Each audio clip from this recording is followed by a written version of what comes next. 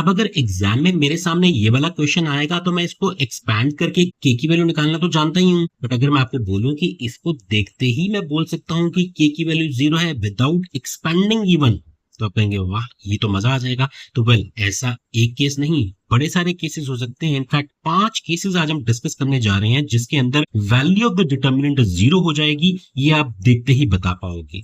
तो पहला केस यही वाला क्वेश्चन क्यों 0 हुआ, उसका रीजन है कोई भी दो रोज या कॉलम्स अगर एग्जैक्टली सेम होते हैं किसी डिटर्मिनेंट के तो उसका आंसर उसकी वैल्यू हमेशा 0 होती है। आप देख रहे हैं ये दोनों रोज एग्जैक्टली सेम है, इसलिए इसकी वैल्यू 0 के इक्वल होगी, तो हमारा आंसर 0 हो जाए। की वैल्यू पूछेगी था हमसे।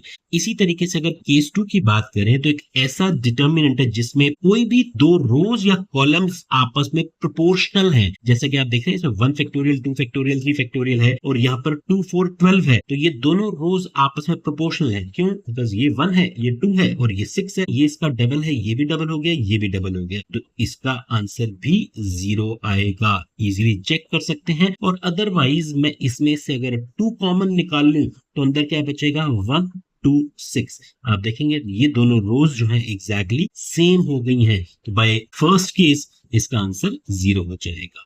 आप मेरी बात समझ रहे हैं? तो इस तरीके से ऐसे क्वेश्चंस को देखते ही बता सकते हैं कि वैल्यू ऑफ द डिटर्मिनेंट 0 होगी या नहीं होगी। तो इन प्रॉपर्टीज से इन केसेस से आपको बड़ी हेल्प मिलने वाली है क्वेश्चंस को बहुत जल्दी सॉल्व करने में। तो देखिए ये वाला तो बड़ा ही ट्रिवियल कॉमन केस हो गया कि अगर किसी भी रो या कॉलम के अंदर सारे एलिमेंट 0 हो गए तो ऑब्वियसली आंसर 0 ही होने वाला है। इसके अलावा एक्सपैंड करूंगा ना मैं इसको। वेल इसके अलावा determinant of a skew symmetric matrix of odd order is also 0।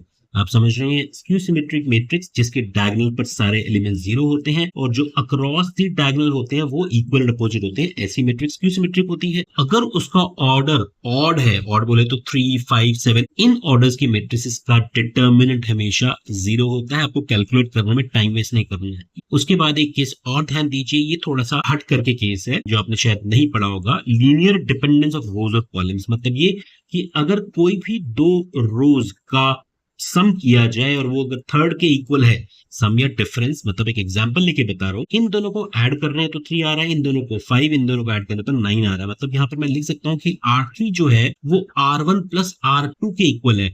अगर ऐसा कुछ आ जाए या फिर इन जनरल मैं बोलूं कि AR1 प्लस BR2 हो जाए, ये A और B सेम भी हो सकते हैं, मतलब A और B कोई भी स्केलर्स है, तो किसी एक रो या कॉलम को अगर आप बाकी रोज या कॉलम्स के सम या डिफरेंस इस तरीके से अगर लिख पाए तो ऐसे में डिटर्मिनेंट का आंसर 0 होता है। ये देख करके कभी कभी तो स्ट्राइक कर जाएगा और कभी नहीं भी स्ट्राइक करता है, फाइन डोंट वरी, बट इसका यूज एक प्रॉपर्टी के अंदर बहुत अच्छा किया जा सकता है। ऑल्दो हम प्रॉपर्टीज ऑफ डिटर्मिनेंट्स अलग वीडियो में डिस्कस करेंगे, बट एक क्वेश्चन मैं भी आपको एंड में इसके ऊपर करवाऊंगा। अब देखिए इनका यूसेज क्या क्या होने वाला है। मेरे सामने ऐसा क्वेश्चन हो जहां मुझे इनवर्स पूछा जा रहा है और ये 1 मार्क का क्वेश्चन है, तो ऑब्वियसली वो आपसे ये तो एक्सपेक्ट कर नहीं रहे कि आप पहले इसका डिटर्मिनेंट निकालिए और उसके बाद चेक करिए कि वो 0 आ रहा है या नहीं आ रहा है। अगर नॉन 0 आएगा तो इनवर्स फाइंड आउट करिए। यहाँ से भी मुझे आइडिया लग रहा है। और अदरवाइज अगर मेरे को ये केसेस बहुत अच्छे से समझ में आ चुके हैं तो मैं देखते ही बता दूंगा कि ये रो और ये रो आपस में प्रोपोर्शनल है। आप देख रहे हैं अगर मैं फर्स्ट रो को -2 से मल्टीप्लाई करता हूं तो मुझे सेकंड रो मिल रही है, तो इसका मतलब इसका आंसर 0 आने वाला है। अब डिटर्मिनेंट ए क्योंकि 0 के इक्वल है तो इनवर्स तो एग्जिस्ट करेगा ही नहीं।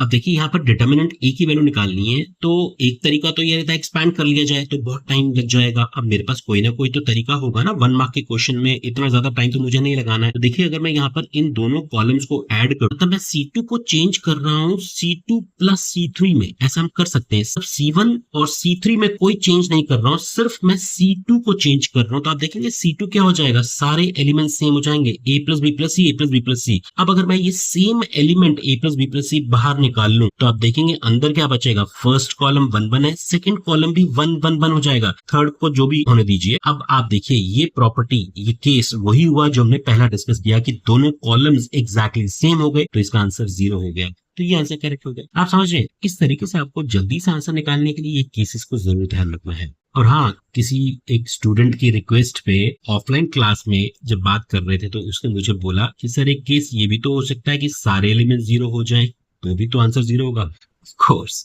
एक नल मैट्रिक्स का डिटर्मिनेंट हमेशा ही 0 होता है। That's quite trivial. ओके, तो वेल आई होप आपको ये केसेस डेफिनेटली हेल्प देंगे in solving the questions faster. मिलते हैं अगले वीडियो में कुछ ऐसे ही और टिप्स एंड ट्रिक्स के साथ। All the best.